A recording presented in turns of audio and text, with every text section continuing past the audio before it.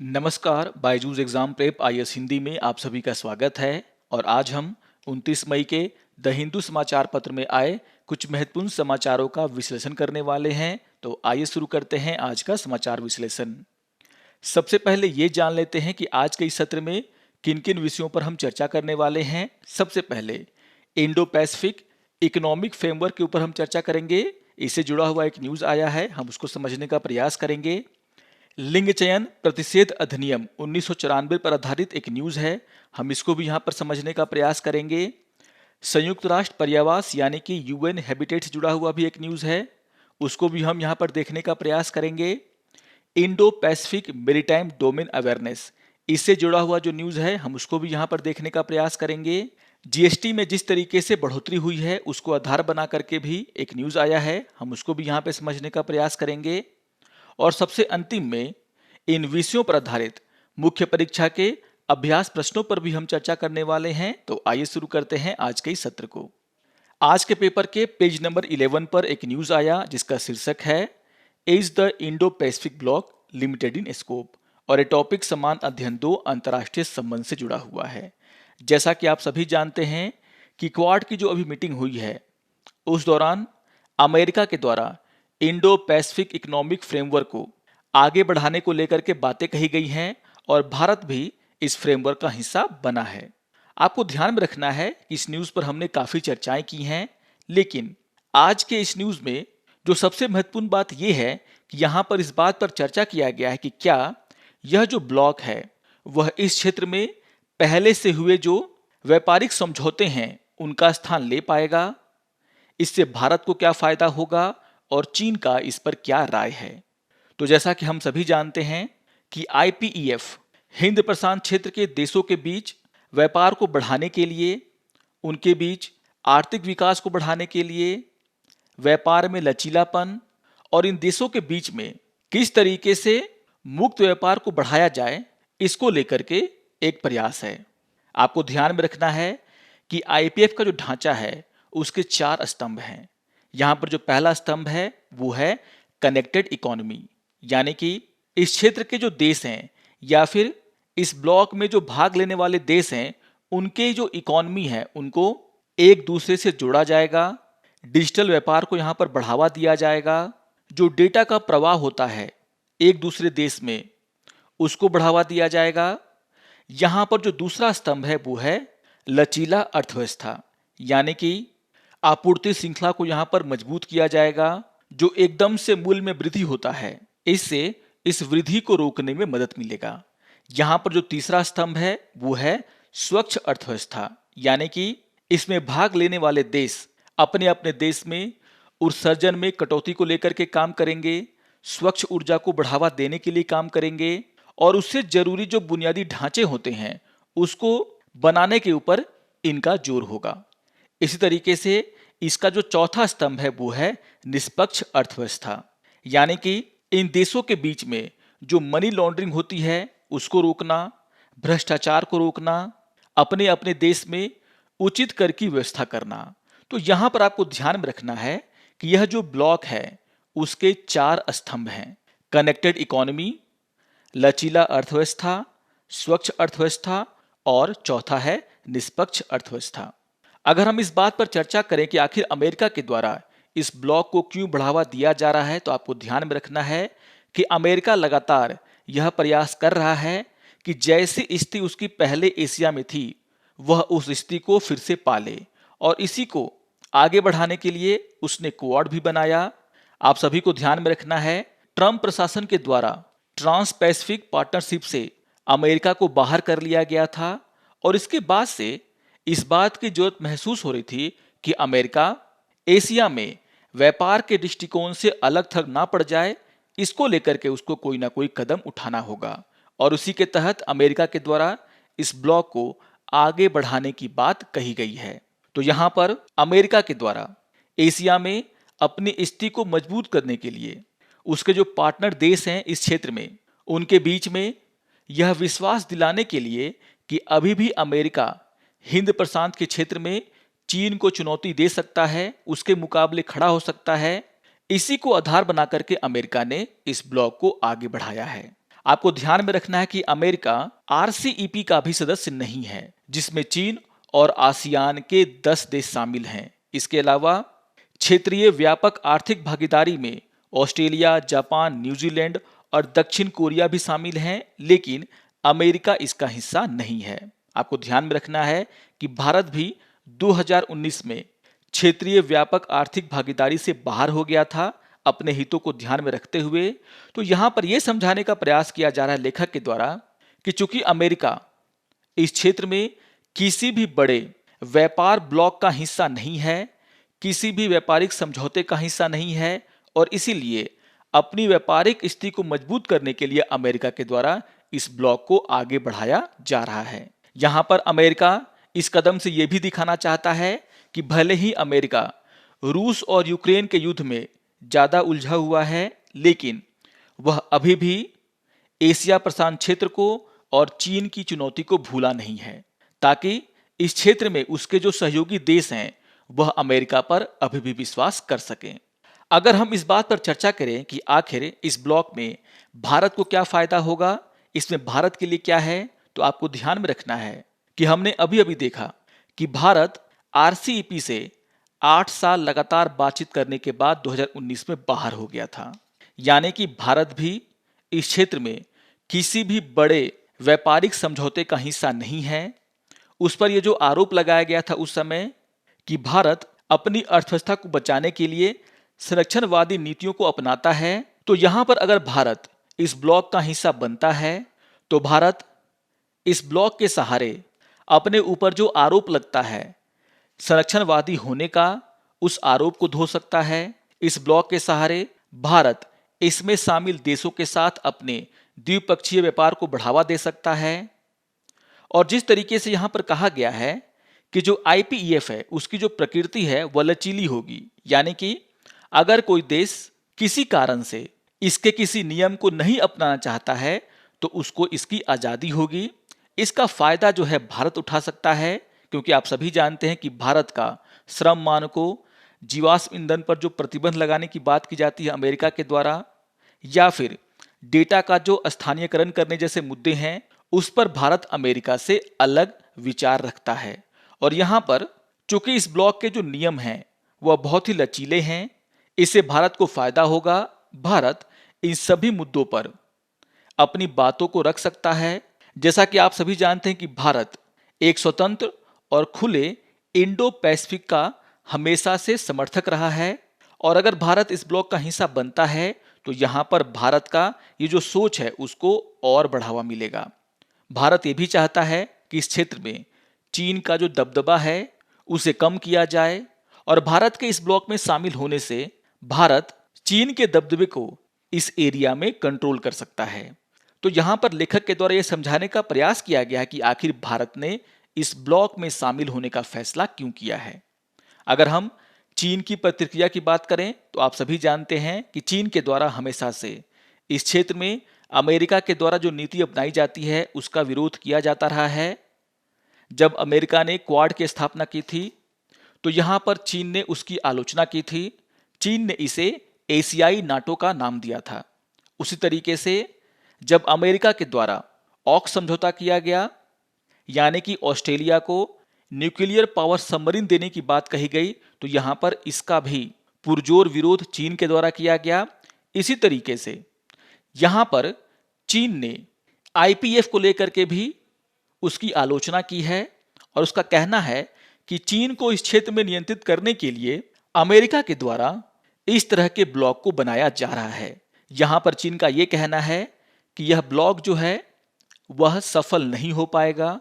इसकी उपयोगिता को चीन के द्वारा खारिज किया गया है, और चीन का यह कहना है कि पहले ही आसियान के जो 3 देश हैं जो कि चीन के काफी करीबी माने जाते हैं, यानी कि हम बात कर रहे हैं म्यांमार, कंबोडिया और लाओस की, उन्होंने आईपीएफ में शामिल नहीं होने का विकल्प चुना है। तो यहां पर चीन का यह कहना है कि इस ब्लॉक को ज्यादा समर्थन यहां पर नहीं मिलेगा, और जो बड़े बड़े व्यापारिक समझौते हुए हैं इस क्षेत्र में वही यहां पर डोमिनेट करेंगे। तो यहां पर चीन के द्वारा जैसे कि आशा है इस ब्लॉक का विरोध शुरू कर दिया गया है। तो बहुत ही इंपॉर्टेंट न्यूज है ये, और यहां पर यह समझाने का प्रयास किया गया है कि आखिर अमेरिका ने इस ब्लॉक को क्यों प्रमोट किया है, आखिर भारत इसमें क्यों शामिल होना चाहता है और इस पर चीन की क्या राय है। तो इस न्यूज़ को आप लोग जरूर ध्यान से पढ़ेंगे। आइए एक और न्यूज़ की हम यहाँ पे चर्चा कर लेते हैं। आज के पेपर के पेज नंबर 8 पर एक न्यूज़ आया जिसका शीर्षक है man face sex selection cases in Orissa, और ये टॉपिक समान अध्ययन 2 स्वास्थ्य और महिलाओं से संबंधित मुद्दे से जुड़ा हुआ है। आपको ध्यान में रखना है कि उड़ीसा का गंजाम जिला, वहां पर भ्रूण के लिंग के निर्धारण में शामिल होने के आरोप में 13 लोगों को गिरफ्तार किया गया है और यहां पर प्रशासन का यह कहना है कि इन सभी लोगों के खिलाफ गर्भधारण पूर्व और प्रसव पूर्व निदान तकनीक अधिनियम 1994 के तहत कार्रवाई की जाएगी, जिसे हम शॉर्ट में बोलते हैं लिंग चयन प्रतिषेध अधिनियम 1994।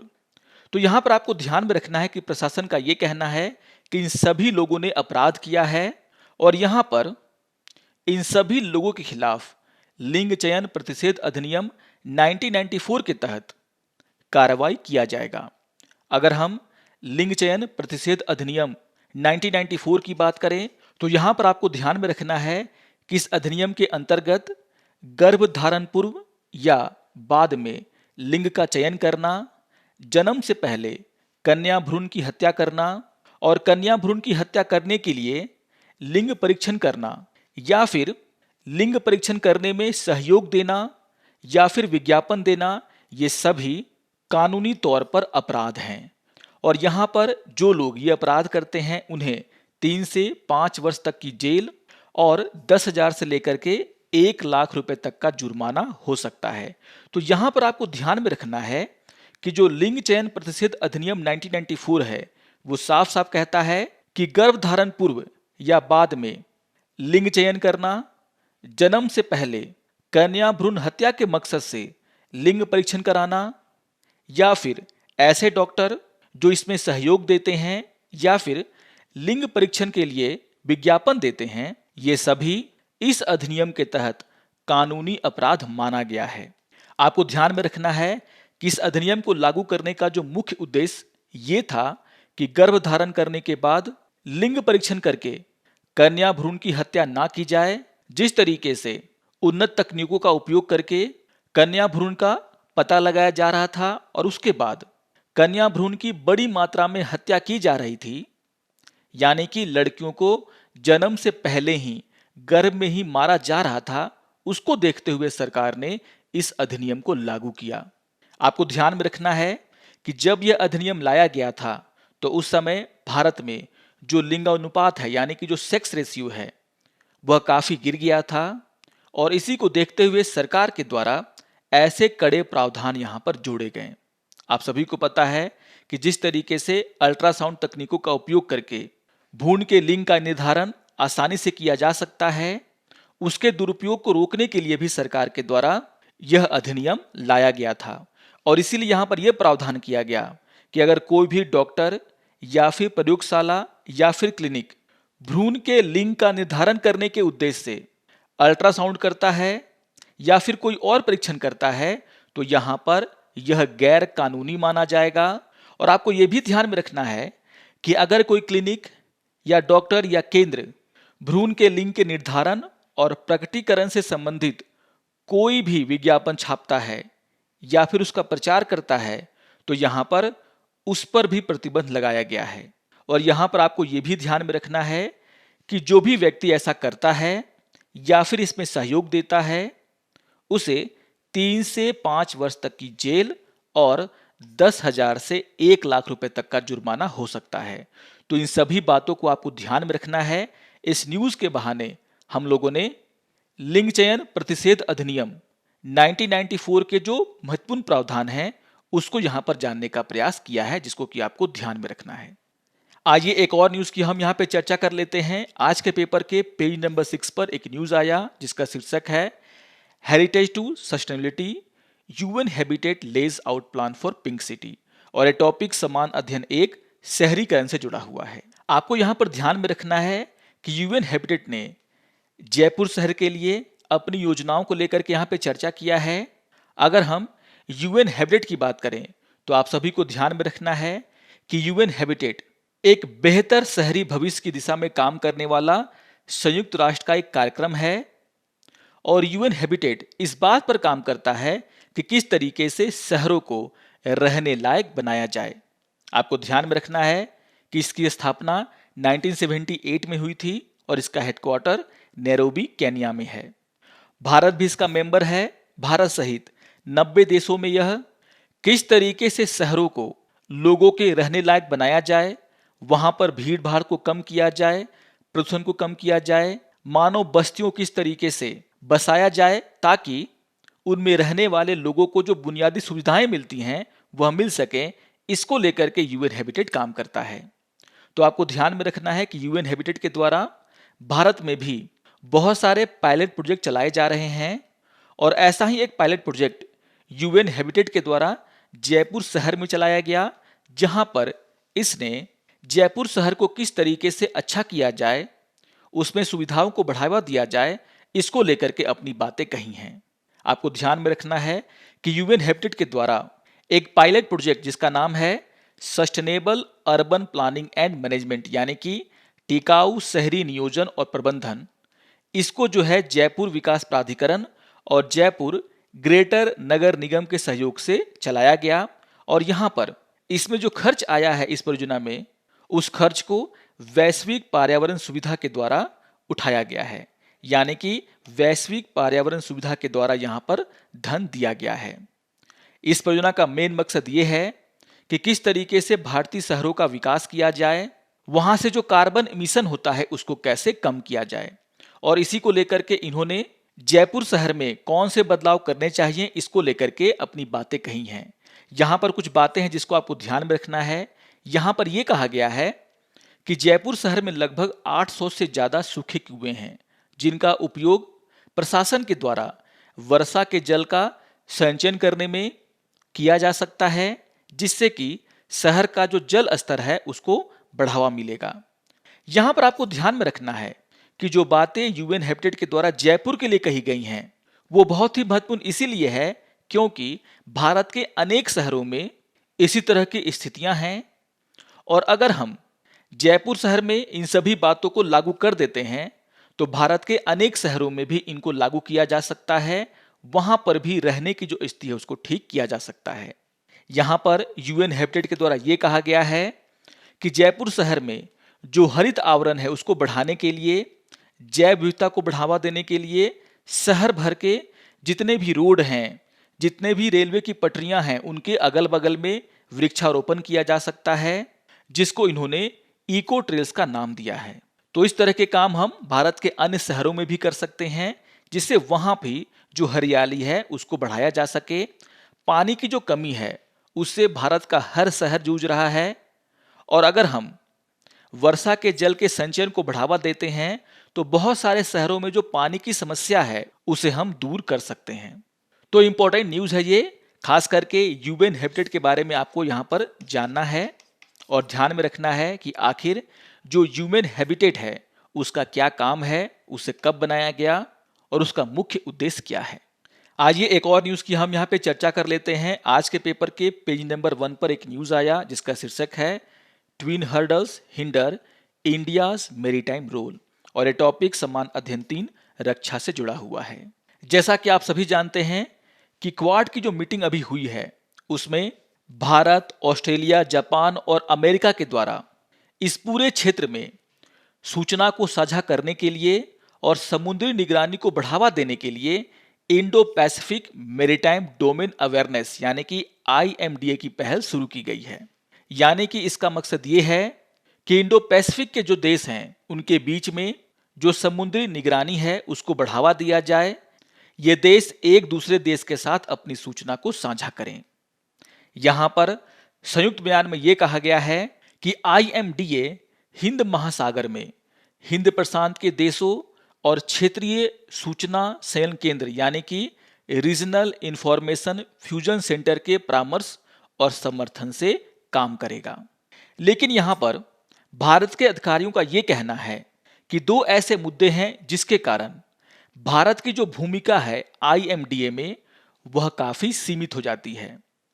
पहला मुद्दा है कि भारत का इस क्षेत्र में जो बुनियादी ढांचा है वो काफ़ी कम है, और दूसरा कि जो रीजनल इंफॉर्मेशन फ्यूजन सेंटर हैं वहां पर भारतीय संपर्क अधिकारियों की तैनाती में लगातार देरी हो रही है।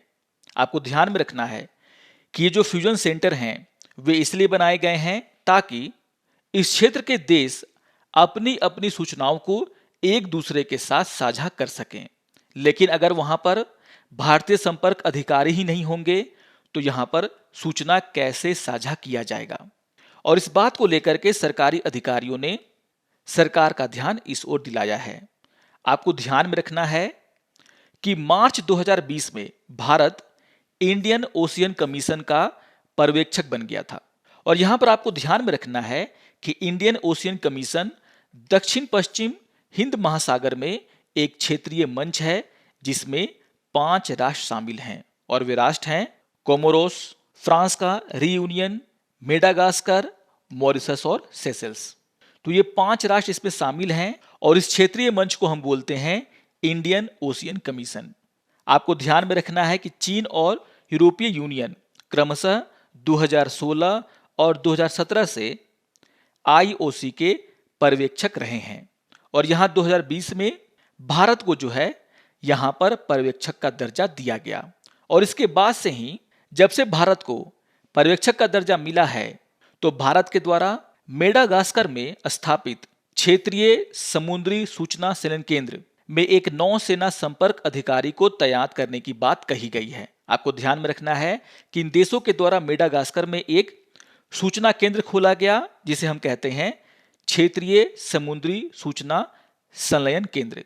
और यहां पर इसके जितने भी पर्यवेक्षक देश हैं वे अपने अपने संपर्क अधिकारियों की तैनाती करते हैं जिससे इस क्षेत्र के देशों को सूचना का आदान प्रदान किया जा सके। और यहां पर भारत भी अपना एक नौसेना संपर्क अधिकारी तैनात करना चाहता है, लेकिन अभी तक भारत के द्वारा मेडागास्कर में अपना एक नौसेना संपर्क अधिकारी तैनात नहीं किया गया है। तो आपको ध्यान में रखना है कि जो regional maritime information fusion centre है जो कि मेडागास्कर में स्थित है, वहां पर भारत ने अभी तक अपना कोई भी संपर्क अधिकारी नहीं स्थापित किया है। और इसी तरीके से सेशल्स में क्षेत्रीय समन्वय संचालन केंद्र स्थापित है जिसे हम इंग्लिश में बोलते हैं रीजनल कोऑर्डिनेशन ऑपरेशन सेंटर। वहां पर भी भारत 2 साल पहले भारतीय नौसेना संपर्क अधिकारी को तैनात करना चाहता था, लेकिन अभी तक 2 साल बीत जाने के बाद भी भारत ने रीजनल कोऑर्डिनेशन ऑपरेशन सेंटर में भारतीय नौसेना का संपर्क अधिकारी स्थापित नहीं किया है। तो यहां पर आप देख सकते हैं कि जो सेंटर हैं वह इसलिए स्थापित किए गए हैं ताकि ये जो देश हैं उन्हें और बाकी देशों को इस क्षेत्र में होने वाली घटनाओं की सूचना आसानी से मिल सके। लेकिन भारत के द्वारा अभी तक इन दोनों सेंटर में अपना भारतीय नौसेना संपर्क अधिकारी को तैनात नहीं किया गया है। इसी तरीके से European led mission in the Strait of Hormuz, वहां पर भी भारत ने अपना भारतीय नौसेना संपर्क अधिकारी को नियुक्त नहीं किया है। आपको ध्यान में रखना है कि फ्रांस के द्वारा इस क्षेत्र में समुद्री गतिविधियों पर निगरानी करने के लिए फारस की खाड़ी और हॉर्मुज जलडमरू मध्य में नेविगेशन की स्वतंत्रता की बहाली करने के लिए इसकी शुरुआत की गई थी, जिसका नाम था European led mission in the Strait of Hormuz. और यहां पर फ्रांस के द्वारा अबू धाबी में जो नौसैनिक अड्डा है वहां पर एक सेंटर को स्थापित किया गया था। भारत भी इसका भागीदार है, लेकिन भारत के द्वारा अभी तक यहां पर अपना कोई भी भारतीय नौसेना संपर्क अधिकारी को तैनात नहीं किया गया है। और इसी मुद्दे को उठाते हुए यहां पर सरकारी अधिकारियों का यह कहना है कि हम अगर Indo Pacific maritime domain awareness का फायदा उठाना चाहते हैं, इस क्षेत्र में सूचनाओं का आदान प्रदान तेज करना चाहते हैं, तो यहां पर भारत को इस पूरे क्षेत्र में अपना जो बुनियादी ढांचा है उसको बढ़ाना होगा। साथ ही साथ यहां पर जो केंद्र स्थापित किए गए हैं इसके लिए वहां पर भारतीय संपर्क अधिकारियों को तैनात करना होगा। तो बहुत ही महत्वपूर्ण न्यूज है ये, इसको भी आप लोग जरूर ध्यान से पढ़ेंगे। यहां पर जिन सेंटर के बारे में मैंने चर्चा किया है वो आपके लिए बहुत ही महत्वपूर्ण हो जाते हैं। आइए एक और न्यूज़ की हम यहाँ पे चर्चा कर लेते हैं। आज के पेपर के पेज नंबर 11 पर एक न्यूज़ आया जिसका शीर्षक है प्राइस राइज एंड जीएसटी, और ये टॉपिक समान अध्ययन 3 आर्थिक विकास से जुड़ा हुआ है। जैसा कि आप सभी जानते हैं कि हाल के महीनों में जो जीएसटी का कलेक्शन है उसमें उल्लेखनीय वृद्धि हुआ है, और अप्रैल के महीने में यह जो कलेक्शन है वह 1.67 लाख करोड़ के रिकॉर्ड स्तर पर पहुंच गया, जिस पर हमने एक चर्चा भी किया था। हालांकि यहां पर सरकार के द्वारा यह कहा गया कि इस कलेक्शन में वृद्धि इसलिए हुआ है क्योंकि सरकार के द्वारा जो आर्थिक सुधार किए गए हैं उसके परिणाम अब मिलने लगे हैं। यहां पर सरकार का यह कहना है कि उनके द्वारा जो कर चोरी करने वाले लोग हैं उन पर शिकंजा कसा गया है, और इसीलिए यहां पर जीएसटी कलेक्शन में बढ़ोतरी हुई है। लेकिन यहां पर बहुत सारे जो विशेषज्ञ हैं उनका यह मानना है कि अन्य कारणों के साथ साथ यहां पर एक बहुत ही बड़ा कारण जिसके कारण जीएसटी कलेक्शन में वृद्धि हुआ है वो है मूल्य वृद्धि। आप सभी जानते हैं कि हाल के दिनों में चाहे थोक मूल्य मुद्रास्फीति हो या फिर रिटेल इन्फ्लेशन हो, सभी जो है रिकॉर्ड स्तर पर चले गए हैं। आप सभी को ध्यान में रखना है कि एक वर्ष से अधिक समय से जो हमारा होलसेल प्राइस इंडेक्स है उसमें जो महंगाई है वह 10% से अधिक है, और अप्रैल के महीने में थोक मूल्य मुद्रास्फीति 15.1% पर पहुंच गया था। अगर हम महंगाई की और बात करें तो यहां पर आपको ध्यान में रखना है कि अप्रैल के महीने में जो महंगाई है वह 8 साल के सबसे उच्चतम स्तर पर पहुंच गई थी, यानी कि 7.8 के स्तर पर। और यहां पर लोगों का यह कहना है कि अगर महंगाई बढ़ेगा तो यहां पर जीएसटी कलेक्शन में भी वृद्धि होगा, और ये एक बहुत बड़ा कारण है जिसके कारण अप्रैल के महीने में जो जीएसटी कलेक्शन है वो बहुत ही तेजी से बढ़ा है। इसके अलावा यहां पर लोगों का यह भी कहना है कि जिस तरीके से हमारे देश में आयात बढ़ रहा है, और आप सभी जानते हैं कि आयात पर आयात शुल्क लगाया जाता है सरकार के द्वारा, उससे भी जीएसटी कलेक्शन में वृद्धि हुआ है। और इसी को आधार बनाकर के लेखक के द्वारा यहां पर यह कहा गया है कि जीएसटी के जो है जुलाई में 5 साल पूरे हो जाएंगे, और इसको देखते हुए जीएसटी में जो विसंगतियां हैं, जो गलतियां हैं, जो टैक्स स्लैब हैं, उनको लेकर के बदलाव करने की आवश्यकता है। जीएसटी परिषद के द्वारा 2 समितियों का यहां पर गठन किया गया था। एक समिति का काम यह था कि किस तरीके से जो कर का अनुपालन है उसमें सुधार किया जाए, प्रौद्योगिकी का इस्तेमाल किया जाए जिससे कि टैक्स कलेक्शन बढ़े। लेकिन जो दूसरी समिति थी उसको यह काम दिया गया था कि किस तरीके से करों में या फिर जो यहां पर दर ली जाते हैं उसमें जो विसंगतियां हैं, जो कमियां हैं, उसको दूर किया जाए। किस तरीके से हम विभिन्न कर स्लैबों का विलय कर सकते हैं, कर दरों को युक्तिसंगत बना सकते हैं, उसको लेकर के इस समिति को अपने सुझाव देने थे। लेकिन अभी तक इस समिति के द्वारा अपना रिपोर्ट सौंपा नहीं गया है। तो यहां पर लेखक का यह साफ साफ कहना है कि जिस तरीके से जीएसटी में विसंगतियां हैं, 5 साल पूरे होने के अवसर पर हमें सबसे पहले उन विसंगतियों को दूर करना चाहिए, और जिस तरीके से जीएसटी कलेक्शन में बढ़ोतरी हो रही है उसमें कहीं ना कहीं जो महंगाई है उसका भी बहुत बड़ा हाथ है। तो इन सभी कमियों को सरकार को दूर करना चाहिए, जनता को थोड़ी राहत देनी चाहिए। आइए अब इन विषयों पर आधारित मुख्य परीक्षा के अभ्यास प्रश्नों पर चर्चा कर लेते हैं। यहां पर क्वेश्चन नंबर 1 है, इंडो पैसिफिक इकोनॉमिक फ्रेमवर्क क्या है? एशिया में पहले से जो बड़े व्यापार समझौते हैं यह उनसे कैसे अलग है? तो बहुत ही महत्वपूर्ण क्वेश्चन है ये। यहां पर आपको यह समझाना कि आखिर इंडो पैसिफिक इकोनॉमिक फ्रेमवर्क क्या है, उसका क्या ढांचा है, और एशिया में जो बड़े बड़े व्यापारिक समझौते हैं उनसे यह कैसे अलग है। आइए देख लेते हैं क्वेश्चन नंबर 2 को। क्वेश्चन नंबर 2 है, समुद्री सुरक्षा खतरों को देखते हुए समुद्री डोमेन जागरूकता यानी कि एमडीए भारत के लिए क्यों महत्वपूर्ण है? तो यहां पर आपको चर्चा करनी है एमडीए को लेकर के, यानी कि समुद्री डोमेन जागरूकता को लेकर के, जिस पर हमने अभी अभी चर्चा किया है। आप यहां बता सकते हैं किस तरीके से इस क्षेत्र में चीन के द्वारा अपना दबदबा बढ़ाने का प्रयास किया जा रहा है, और भारत को जो समुद्री सुरक्षा खतरे हैं उसको देखते हुए जो सूचना का आदान प्रदान है उसे बहुत ही तेजी से करने की आवश्यकता है, और इसीलिए भारत के लिए जो एमडीए प्रोग्राम है यानी कि समुद्री डोमेन जगत प्रोग्राम है वो काफी जरूरी है। तो बहुत ही महत्वपूर्ण क्वेश्चन है, इसको भी आप जरूर लिखने का प्रयास करें। आशा करता हूं कि आपको आज का यह समाचार विश्लेषण पसंद आया होगा। सारे टॉपिक बहुत ही महत्वपूर्ण हैं, आप इन सभी को रिवाइज कर लेंगे। और अगर आपको ये वीडियो अच्छा लगे तो आप जरूर इसे लाइक करें, शेयर करें और दूसरों को भी सब्सक्राइब करने के लिए प्रेरित करें। तो मिलते हैं समाचार विश्लेषण के अगले अंक में, तब तक के लिए नमस्कार और धन्यवाद।